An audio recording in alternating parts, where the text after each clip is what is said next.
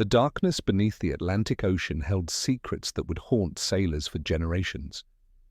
In the depths of World War II, Allied naval forces encountered something that defied explanation, something that challenged everything they knew about submarine warfare. Picture yourself aboard a destroyer in 1943, your sonar operator suddenly stiffening at his station. The ping returns are unmistakable, a German U-boat lurking just beneath the surface, perhaps 2,000 yards off your starboard bow. The captain orders battle stations. Men scramble to their posts, their hearts pounding as depth charges are readied. The tension is suffocating. Every man knows what's at stake. They've trained for this moment, drilled the procedures until they became second nature. The sonar continues its rhythmic pinging, tracking the target as your ship maneuvers into attack position. And then, in an instant that seems to stretch into eternity, the contact simply vanishes, not destroyed, not diving deeper, simply gone, as if it had never existed at all. The sonar screen shows nothing but empty ocean, no debris field, no oil slick, no disturbance in the water whatsoever. It's as though the submarine dissolved into the very fabric of the sea itself. This wasn't an isolated incident. Throughout the brutal years of the Battle of the Atlantic, Allied forces reported hundreds, perhaps thousands, of these phantom encounters. Submarines that appeared on sonar were tracked, engaged, and then disappeared without leaving a single trace of their existence. Some sailors whispered about ghost ships, vessels crewed by the spirits of the damned, forever hunting in the ocean's dark embrace. Others spoke of secret German technology, wonder weapons that could somehow phase between dimensions or render their U-boats invisible to Allied detection systems. Naval commanders found themselves caught between two terrible possibilities. Either their crews were losing their minds to the psychological pressure of constant warfare, or the enemy had developed capabilities that threatened to render the entire Allied anti-submarine strategy obsolete. The implications were staggering. If German U-boats could truly vanish at will, how could they ever hope to protect the vital convoys that kept Britain alive and supplied the build-up for the liberation of Europe? The phenomenon became so widespread that it earned a variety of names among different naval services. The British called them will-o'-the-wisp contacts. American sailors referred to them as phantom pings. Canadian naval personnel spoke grimly of ghost boats.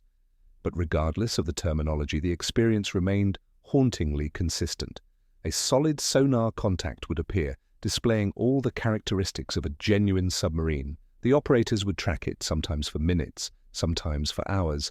Attack runs would be initiated, depth charges would be dropped, ships would pass directly over the calculated position of the target. And then nothing. The submarine would simply cease to exist in any measurable form. Search patterns would be established, covering every possible escape route. Ships would coordinate their sonar sweeps to ensure complete coverage of the area. Aircraft would be summoned to scan the surface for periscopes or the telltale signs of a schnorkel. Yet these exhaustive searches revealed nothing. No wreckage, no survivors, no oil, no air bubbles, nothing whatsoever to indicate that a submarine had ever been present in those waters. The psychological impact on Allied crews cannot be overstated. Imagine spending months at sea knowing that beneath your vessel lurks an enemy capable of sending you to the bottom with a single torpedo. The strain of constant vigilance, the exhaustion of endless watches, the fear that grips you every time the ship's alarm sounds, these were the daily realities of naval warfare in the Atlantic.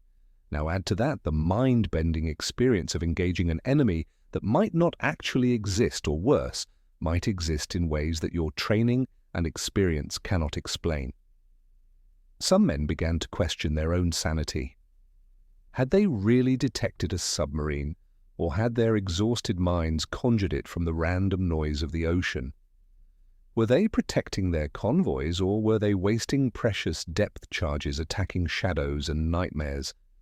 The uncertainty ate away at morale in ways that even the most aggressive U-boat commander could never have anticipated. After several phantom encounters, some sonar operators became hesitant to report contacts, fearing they would be labeled unreliable or suffering from battle fatigue. This hesitation could prove fatal when a genuine U-boat approached. But let's step back and examine what was actually happening during these encounters, because the truth, as it often does, lies somewhere between the supernatural fears and the mundane explanations. The Atlantic Ocean during World War II was not the sterile, well-understood environment that modern oceanography has revealed. It was a mysterious realm, poorly mapped and imperfectly comprehended by the technology of the era. The sonar systems employed by Allied vessels were revolutionary for their time, but they were also primitive by today's standards. These early active sonar systems, known as ASDIC by the British or SONAR by the Americans, operated on principles that were only partially understood even by the operators themselves.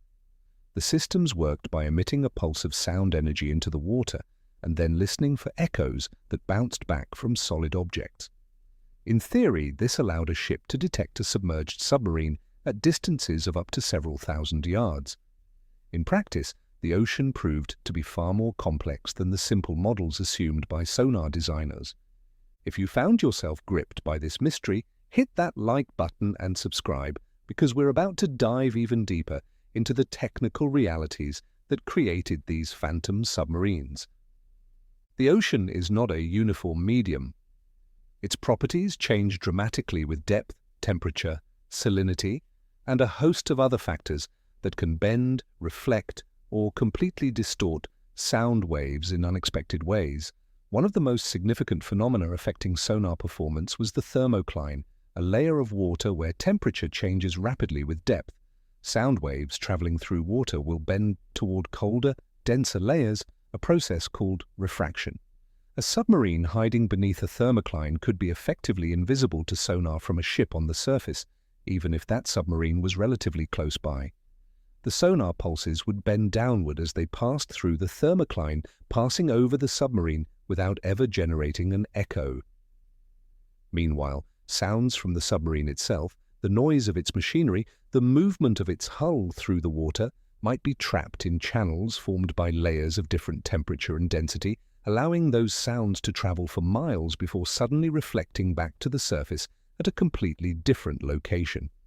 A sonar operator might hear what appeared to be a submarine to the north when the actual vessel was several miles to the east, tucked safely beneath a thermal layer that rendered conventional detection methods useless. The complexity didn't end with thermoclines. The ocean floor itself could generate false contacts that perfectly mimicked the sonar signature of a submarine.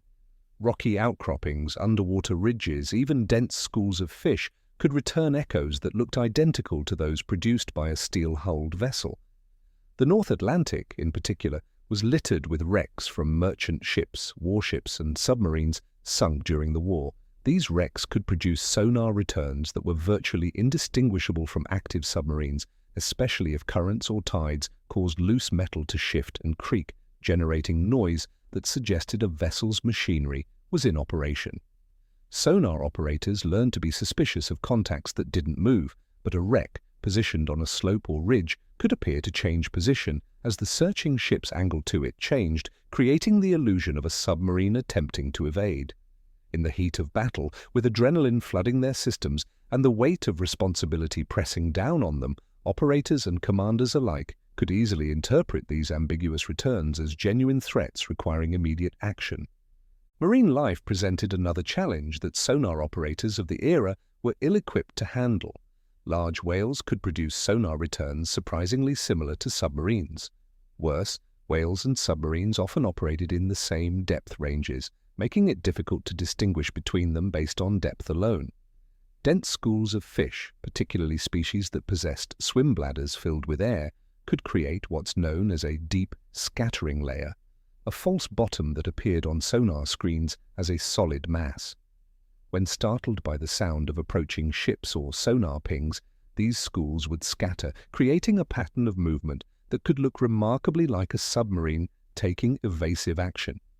There are documented cases of Allied vessels prosecuting submarine contacts with full-depth charge patterns, only to have the surface of the ocean suddenly boil with thousands of dead fish, silent testimony to a mistake that consumed scarce resources and revealed the ship's position to any genuine submarines that might be lurking nearby.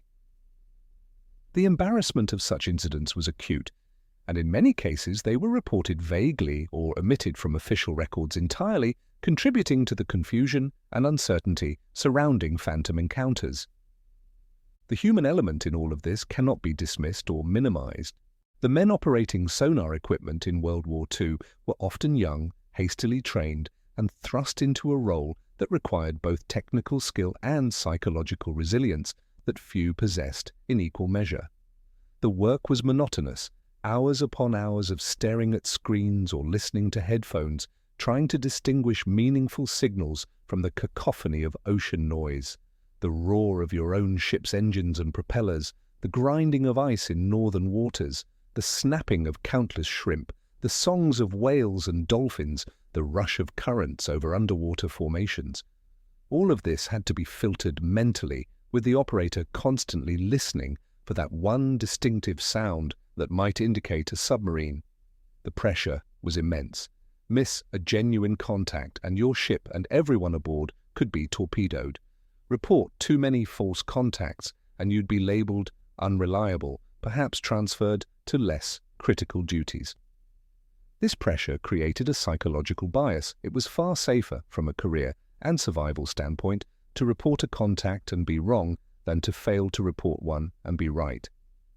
Let's consider the state of mind of these young men more deeply, because it's central to understanding the ghost ship phenomenon. Many had never been to sea before the war. They came from farms and factories, from small towns and big cities, suddenly finding themselves in the middle of the Atlantic Ocean, surrounded by grey water stretching to every horizon. The Battle of the Atlantic was unlike any other theatre of World War II. There were no front lines, no trenches, no territory to capture or hold. The enemy was invisible, striking from beneath without warning, sending men into water so cold that survival was measured in minutes. Ships exploded, broke apart, sank in seconds. Men who had been eating breakfast or standing watch simply disappeared, consumed by the ocean's merciless embrace. Survivors, if there were any, floated in lifeboats or clung to debris, watching their shipmates succumb to hypothermia, dehydration, or the wounds they'd sustained in the attack. Those lucky enough to be rescued often carried the psychological scars for the rest of their lives, and their stories spread through the fleet like wildfire, feeding the fear that every sailor carried with him. Are you still with us? The truth behind these phantom submarines is more fascinating than any supernatural explanation. Stay tuned. Sleep deprivation was endemic among naval crews during the war. Ships operated at constant alert status when in dangerous waters, which meant that watches were frequent and rest was fitful at best.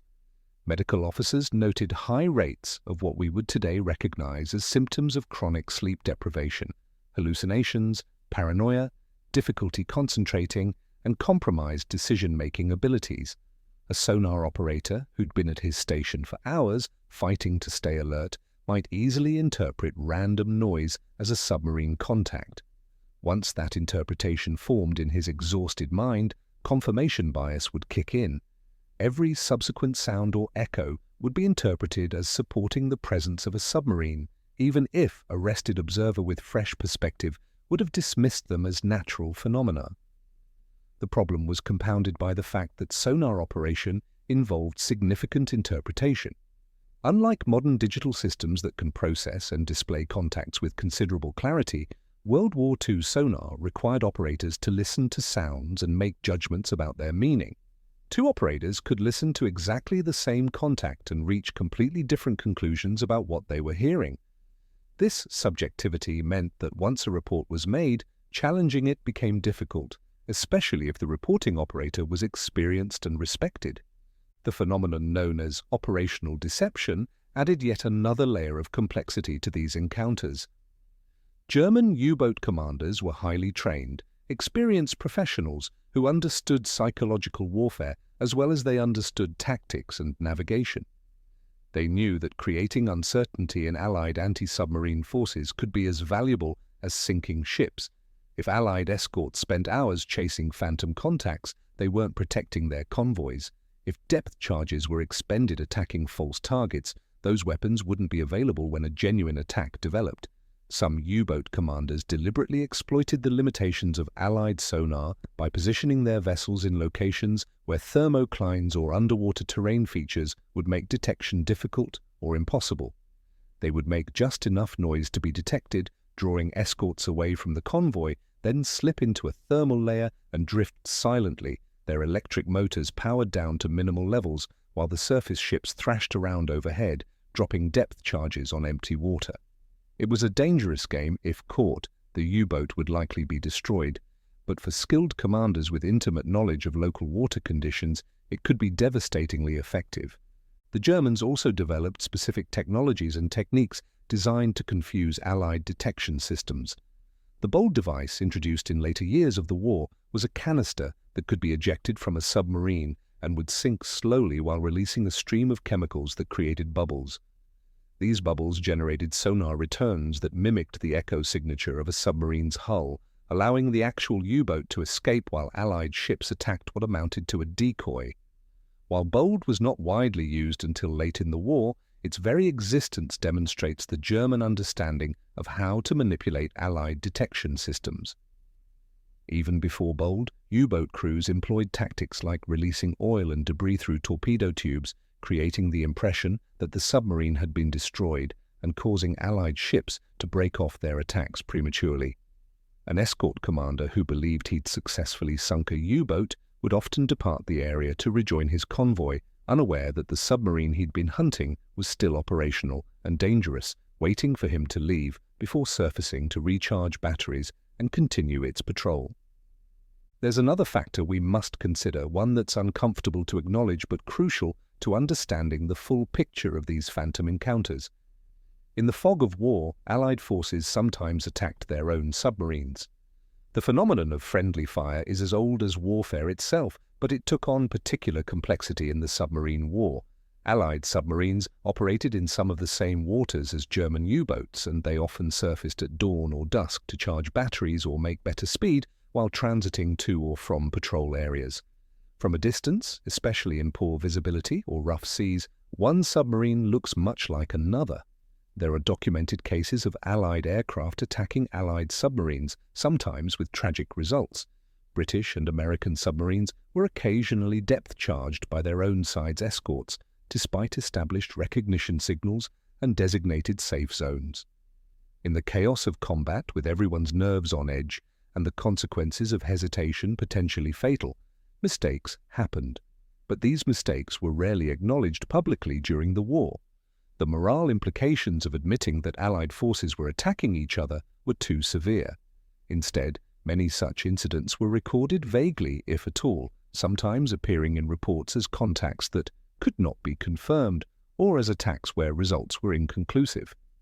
This bureaucratic language obscured the reality that some of those phantom submarines were real submarines, just not enemy ones.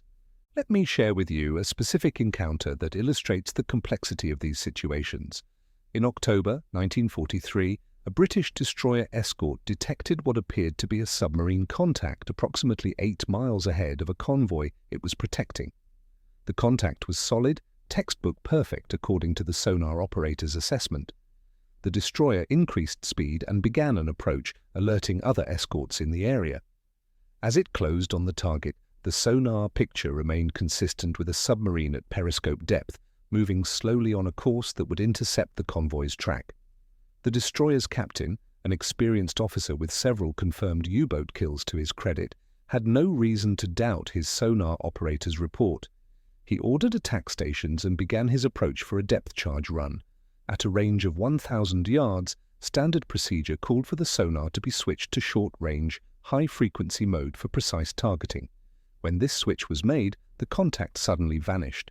The sonar operator immediately went to work, adjusting his equipment, checking for malfunctions, trying every trick he knew to reacquire the target. Nothing. The contact had simply ceased to exist. The destroyer passed over the last known position of the contact and dropped a shallow pattern of depth charges, more out of frustration than tactical judgment. The explosions sent columns of water skyward, but produced no debris, no oil, no evidence of a kill. A systematic search of the area, coordinated with 2 other escorts, revealed nothing. No wreckage, no sonar contacts, nothing to indicate a submarine had ever been present. The captain filed his report noting the contact and the attack, but acknowledging that results could not be confirmed. What actually happened? We can't know with certainty, but the most likely explanation involves a combination of factors. The initial contact was probably genuine, perhaps a whale, perhaps a wreck, that the ship's changing position relative to it made appear to be moving, perhaps even a genuine submarine that managed to slip away using the thermal layers in that area. When the sonar frequency changed, the acoustic characteristics of the target changed as well, and what had been a clear return at one frequency simply didn't produce an echo at another. The operator's skill and the captain's experience were both genuine, but they were insufficient to overcome the fundamental limitations of the technology and the complexity of the environment in which they were operating. Don't go anywhere. We're about to reveal how modern analysis has finally solved some of these mysteries. But first, make sure you're subscribed so you don't miss future investigations into history's greatest enigmas. Multiply this scenario by hundreds or thousands of times across several years of warfare, and you begin to understand why the phantom submarine phenomenon became so widespread and so persistent. Each encounter reinforced the perception that something inexplicable was happening. Officers would compare notes, sharing stories of contacts that vanished without explanation. Patterns seemed to emerge.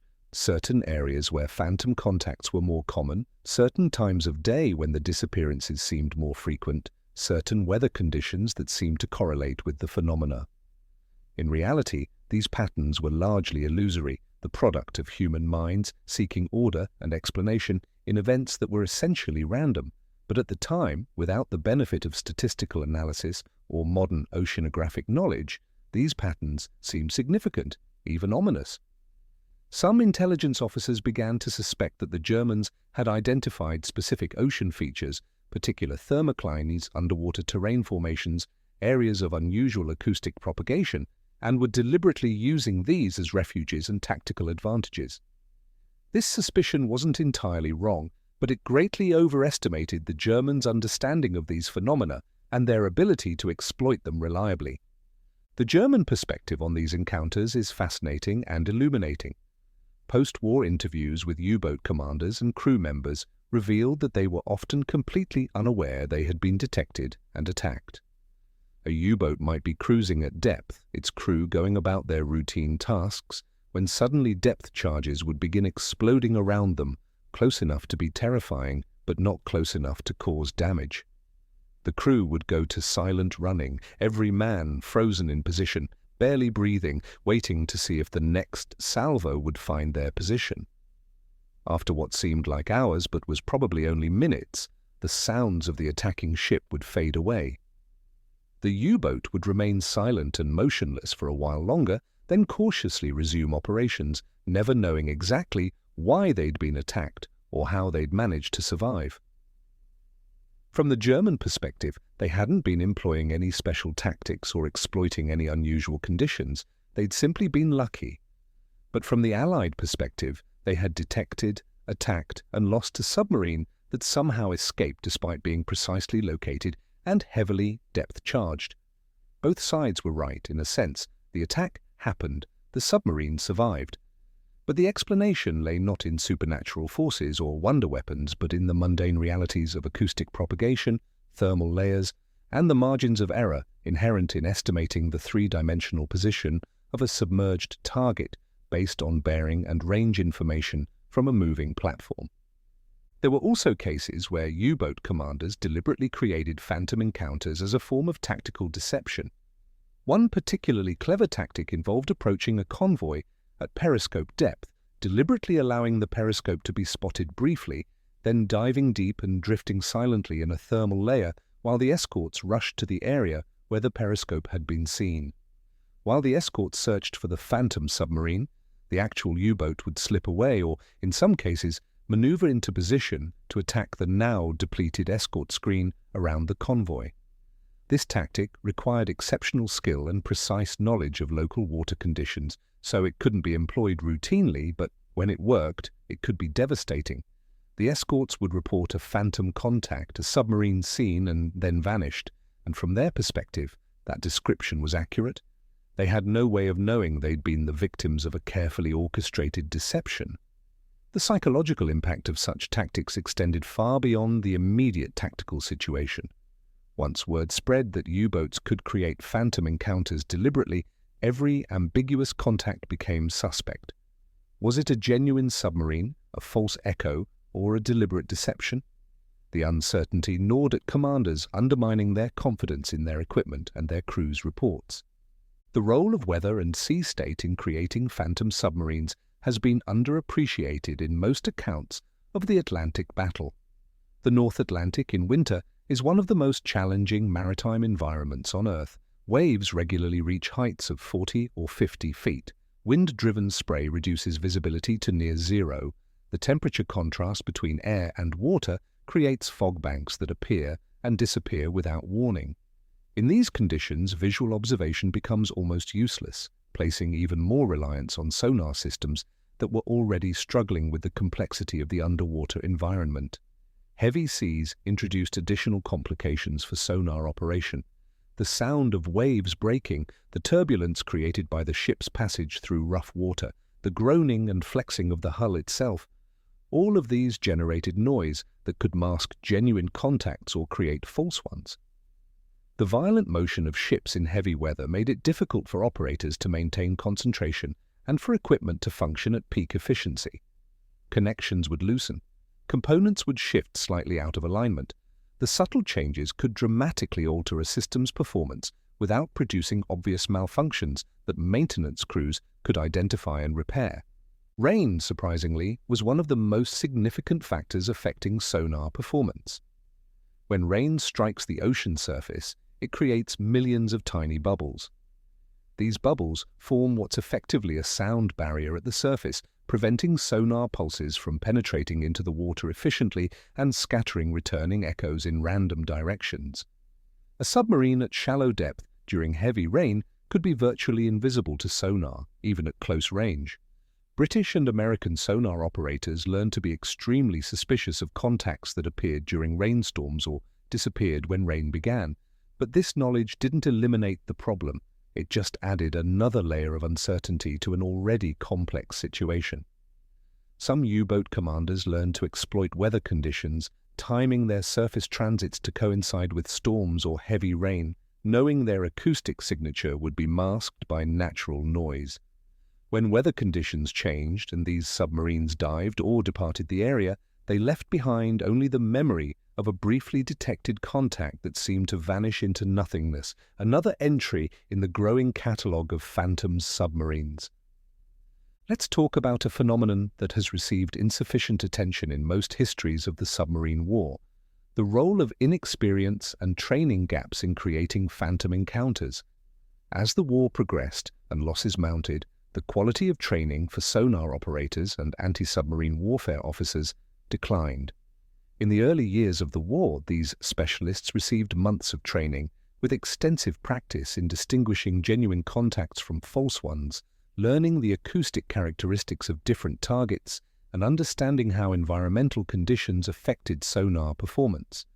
But as the need for escorts grew urgent and the pace of ship construction accelerated, training times were compressed. By 1943, some operators were being rushed to sea with only a few weeks of instruction.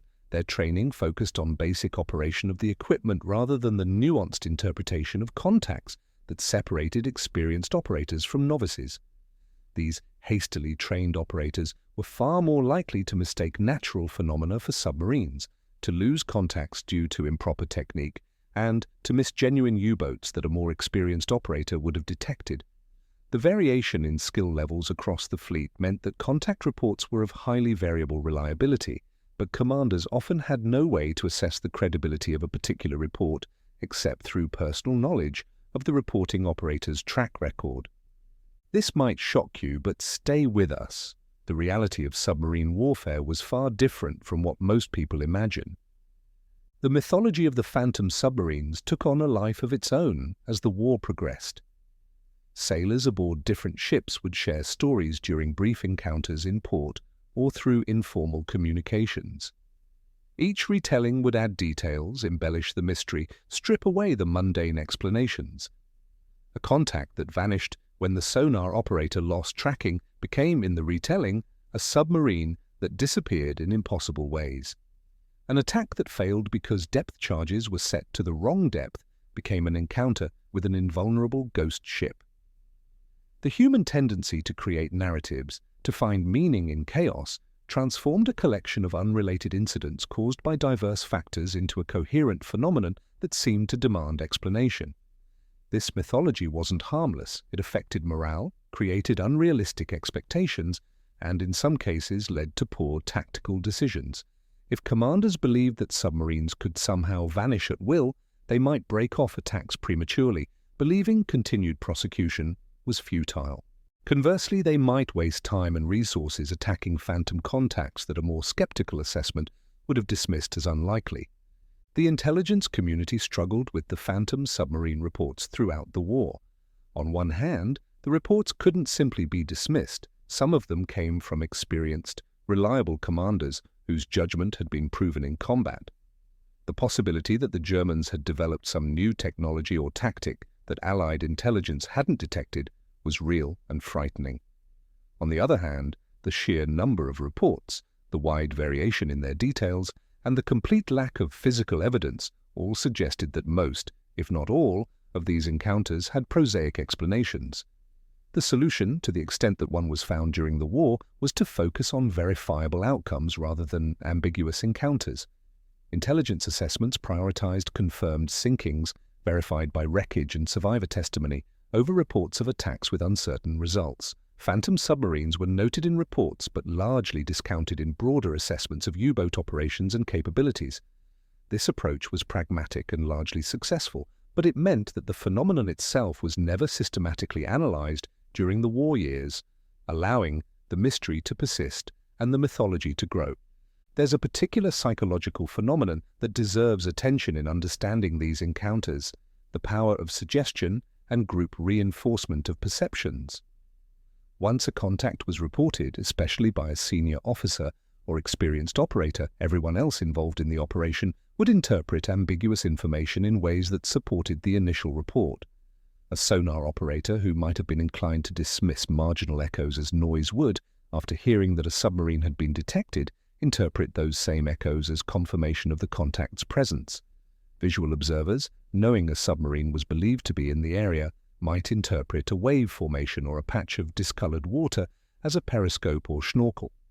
This wasn't conscious deception, it was the entirely natural human tendency to see what we expect to see, to fit observations into existing narratives rather than constantly questioning and revising our understanding. In the high-stress environment of anti-submarine warfare, this tendency was amplified. Once a phantom submarine was reported and engaged, a cascade of confirmatory observations would follow, each one seeming to validate the presence of the submarine, even when the underlying reality was something entirely different. Consider the aftermath of these phantom encounters from a command perspective. A destroyer captain who had expended significant time, fuel, and depth charges attacking what turned out to be nothing at all faced an uncomfortable situation. He could report that his crew had made an error, that the contact was false, that resources had been wasted, a report that would raise questions about his judgment and his crew's competence. Or he could report the encounter more ambiguously as a contact that could not be confirmed, leaving open the possibility that a submarine had been present and had somehow escaped. The institutional incentives all pointed toward the latter approach. Ambiguous reporting protected reputations, avoided difficult questions, and maintained the confidence of superiors. But it also meant that the historical record became cluttered with incidents that seemed mysterious only because they were incompletely or inaccurately reported at the time. Modern historians reading these reports decades later without the context and without access to the people involved might interpret them as evidence of a genuine mystery, when in reality they often reflect nothing more than the mundane but understandable desire of officers to present their actions in the most favorable light possible. The advent of new technology during the war changed the nature of these phantom encounters but didn't eliminate them. The introduction of the Lee Light by RAF Coastal Command, a powerful searchlight mounted on aircraft that could illuminate submarines on the surface at night, dramatically increased the danger for U-boats attempting to transit on the surface or charge batteries. Submarines were forced to remain submerged for longer periods, which meant they moved more slowly and had fewer opportunities to attack.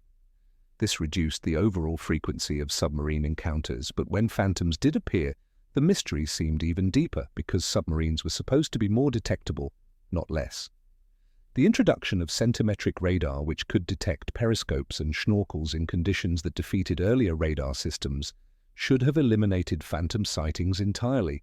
Instead, it created new forms of the phenomenon. Radar contacts would appear, show all the characteristics of a schnorkel or periscope, then vanish as the aircraft or ship closed to attack. In many cases, these were genuine submarine detections where the U-boat crash-dived before the attack could be pressed home, but without confirmation from the scene, no wreckage, no oil, no survivors, the encounters entered the records as additional mysteries rather than as successful detections that simply didn't result in kills. Before we continue with the modern analysis that finally explains these mysteries, hit that subscribe button. Understanding history's enigmas requires careful analysis. Let's examine some specific technological limitations that contributed directly to phantom submarine encounters. The sonar systems of World War II measured bearing, the direction from which an echo returned, with reasonable accuracy, at least when conditions were favorable and the operator was skilled. But measuring range, the distance to the target, was much more difficult. Range calculation depended on timing the interval between the transmission of a sonar pulse and the reception of its echo, then converting that time delay into distance based on the speed of sound in water. The problem was that the speed of sound in water isn't constant. It varies with temperature, salinity, and pressure, all of which change with depth and location. A sonar system calibrated for cold, deep water would give incorrect range estimates in warmer, shallow water, and vice versa. The errors weren't huge, perhaps 10 or 15% in typical conditions, but they were enough to place depth charges off target by margins sufficient to let a submarine escape unharmed. From the attacker's perspective, they had accurately detected, carefully tracked, and precisely attacked a submarine that nonetheless disappeared without a trace. The reality was simpler and more frustrating. Their attacks had missed because their equipment couldn't provide sufficiently accurate information to overcome the small but crucial margins of error. Depth estimation presented even greater challenges. Sonar could determine the bearing and, with limitations, the range to a contact, but determining how deep that contact was underwater required more sophisticated analysis. Operators tried to estimate depth based on the characteristics of the echo. Fainter echoes might indicate a deeper target, but this was more art than science, highly dependent on the operator's experience and intuition. The three-dimensional nature of the problem was genuinely difficult. A submarine might be closer than the sonar suggested, but deeper, giving the same echo characteristics as a more distant submarine at shallower depth. Depth charges could be set to explode at different depths, but choosing the wrong setting meant the explosions would occur too far above or below the target to cause damage. Many phantom submarine encounters likely involved genuine U-boats that survived attacks because depth charges exploded harmlessly far above or below them, while the attacking crews believed they had passed directly over the submarine's position. The lack of visible evidence on the surface, no debris, no oil, seemed mysterious only because the attacks had never been close enough to cause the damage that would produce such evidence. The phenomenon of convergent zones added yet another layer of acoustic complexity that sonar operators couldn't fully understand or predict. Sound waves in the ocean don't travel in straight lines. They bend due to changing water properties, and under certain conditions, they can be focused by natural underwater lenses formed by layers of different temperature and salinity. A sound emanating from a submarine might travel downward and outward, bend back up toward the surface, then bend back down again, creating zones where the sound is unusually loud, alternating with zones where it's virtually inaudible. A ship searching for a submarine might detect strong sound suggesting the submarine was nearby, when in reality the submarine was dozens of miles away, its sounds channeled to the ship's location by a convergence zone. Conversely, a submarine close by but positioned in an acoustic shadow might be completely undetectable despite its proximity. These convergence zones could shift with changing water conditions, causing contacts to appear and disappear in ways that seemed to defy physics. Modern submarines and anti-submarine forces understand and exploit these phenomena, but in World War II they were largely unknown or poorly understood, contributing to the impression that submarines possessed almost magical powers of evasion and concealment. The human ear and brain, which were the ultimate processors of sonar information in World War II systems, have their own limitations and peculiarities. Auditory fatigue is real. After listening to the same types of sounds for extended periods, the brain's ability to distinguish subtle differences degrades. A sonar operator might be highly effective during the first few hours of a watch, accurately distinguishing between different types of contacts and filtering out false returns. But as hours passed and fatigue set in, performance would inevitably decline. Sounds that should have been dismissed as noise might be interpreted as contacts. Genuine contacts might be overlooked because they didn't fit the pattern the exhausted operator's brain was expecting. There's also the phenomenon of auditory hallucination, particularly common under conditions of stress, fatigue, and sensory deprivation. An operator listening intently for the distinctive sounds of a submarine, knowing that his comrades' lives depended on his vigilance, might hear sounds that weren't actually present in the audio signal. The brain filling in expected patterns even when the sensory data didn't support them. This doesn't mean these operators were unreliable or incompetent. It means they were human, subject to the same cognitive limitations as everyone else, working at the edge of their perceptual and cognitive capabilities for hours or days at a time. The impact of morale and unit cohesion on reporting accuracy deserves careful consideration. In units where morale was high, where crews trusted each other and their officers, there was generally more open discussion of contact reports and their interpretation. Junior operators felt more comfortable questioning ambiguous contacts or admitting uncertainty. This healthy skepticism helped filter out false reports before they resulted in wasted attacks. But in units where morale was low, where relationships were strained, or where there was significant turnover of personnel, the quality of reporting often suffered. Operators might report contacts they weren't certain about because they feared criticism for missing something, or they might fail to report genuine contacts because they didn't trust that their reports would be taken seriously. The phantom submarine phenomenon was, in many cases, a symptom of broader problems within the crew and the command structure, problems that had more to do with human relationships and organizational health than with enemy capabilities or environmental factors. Now we must confront an uncomfortable truth that complicates any neat explanation of the phantom submarine phenomenon. Some of these encounters may have involved submarines that were genuinely operating in ways Allied intelligence didn't understand at the time. The Germans were experimenting with a variety of technologies and tactics throughout the war, some of which became operational, others of which remained experimental. The Walter boat, for example, used hydrogen peroxide fuel to achieve underwater speeds far in excess of conventional submarines, speeds that could allow it to outrun pursuing escorts. While these boats never became operational in significant numbers, several prototypes were at sea during the final years of the war. An encounter with a Walter boat could easily have produced a phantom submarine report, a contact that appeared, moved far faster than any submarine should be able to move, and vanished beyond the range of pursuing ships before its nature could be determined.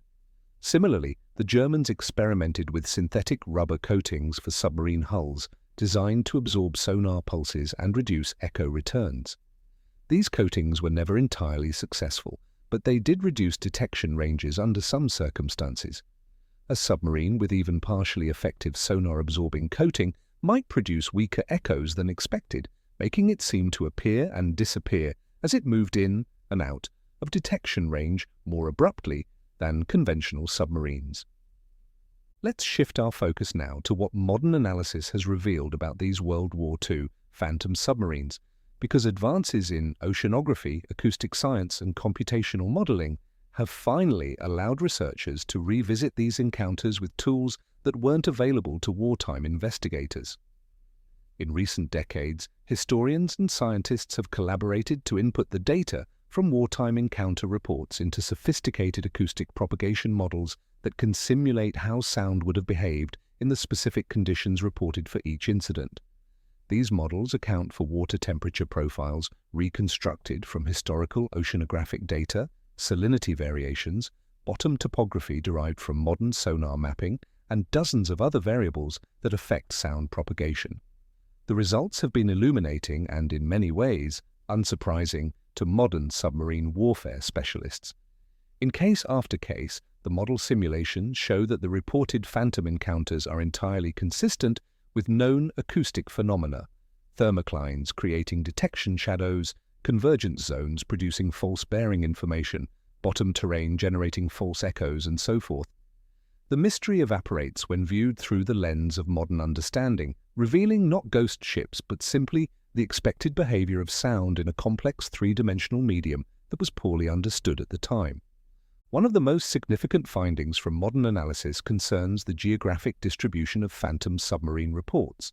They weren't randomly distributed across the Atlantic, but clustered in specific areas characterized by particular oceanographic conditions. Areas with strong, stable thermoclines showed higher rates of phantom encounters. Regions where cold currents met warm currents, creating complex acoustic environments, were hotspots for reports. Areas near undersea mountains or deep trenches where unusual acoustic propagation could occur generated disproportionate numbers of mystery contacts. None of this was apparent to wartime commanders because they lacked the oceanographic data and analytical tools to identify these patterns. But in retrospect, the patterns are clear, and they strongly support environmental explanations over either supernatural phenomena or secret German technologies. The submarines were ghosts only in the sense that acoustic conditions allowed them to seem to appear and disappear in ways that defied the understanding of the time. But they weren't actually defying physics, just the incomplete understanding of physics that characterized wartime sonar doctrine. Modern analysis has also revealed the extent to which confirmation bias shaped historical records and narratives. Researchers examining original logbooks, action reports, and classified documents have found that the official records often diverge significantly from the contemporary accounts recorded in personal diaries, letters, and post-war interviews. Official reports tended to be more dramatic, more certain, more mysterious than the messy reality suggested by other sources. This divergence isn't surprising. Official reports served multiple purposes beyond simple factual recording. They had to justify actions taken and resources expended. They had to maintain morale and confidence in equipment and tactics. They had to fit within institutional expectations about how reports should be structured and what they should contain. The result was a historical record that systematically exaggerated the mysterious aspects of these encounters while downplaying or omitting the mundane explanations that were often apparent to participants at the time.